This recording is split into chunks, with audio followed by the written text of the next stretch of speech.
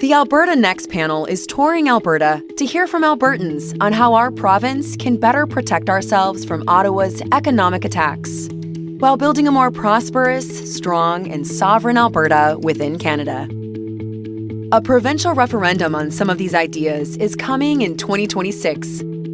But what's on that referendum ballot and what happens next for Alberta is up to you. One idea being discussed by the panel is Alberta taking a lead role in working with other provinces to pressure the federal government to amend the Canadian Constitution to empower and better protect provincial rights. The Canadian Constitution, including its Charter of Rights of Freedoms and sections on the division of powers between the federal and provincial governments, is foundational to our democracy. The enforcement of the Constitution by governments and the courts ensures our rights and freedoms are protected, and that our provincial and federal governments generally function as they should. But no document is perfect. Some things that made sense 150 years ago may no longer make sense today. That is why the Constitution contains an amending formula that permits the Constitution to be altered should enough provinces and the federal government agree to it. Over the last decades, several outdated and unfair problems with the Constitution have been identified, but no tangible progress has been made to fix them, due primarily to a lack of federal and provincial leadership. Examples of proposed constitutional reforms include the following. 1. Amending the division of powers to indicate that core areas of provincial jurisdiction, including over natural resources and health, are immune from federal legislation, and to also ensure that in shared areas of jurisdiction, such as agriculture and immigration, provincial laws prevail over federal ones.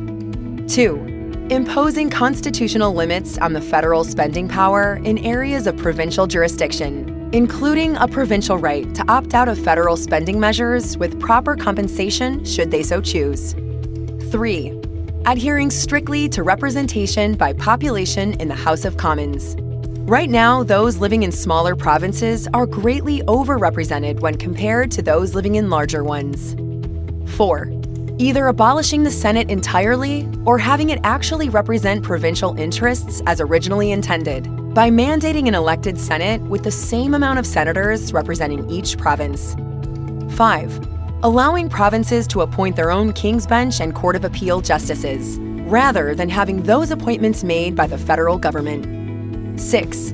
Expanding the Supreme Court to allow for more justices from Western Canada and making prior service on a province's Court of Appeal a mandatory requirement of becoming a Supreme Court justice. 7. Eliminating the Ottawa residency requirement for judges on federal courts to ensure more Western Canadian representation. And 8. Mandating provincial approval of the appointment of a lieutenant governor to a province by the federal government. There are, of course, many other potential constitutional amendments that are worth discussion, but this is a start. So, should Alberta take a lead role in working with other provinces to pressure the federal government to amend the Canadian Constitution in order to empower and better protect provincial rights? And if so, which of the amendments discussed or other proposals should the Alberta government advocate for?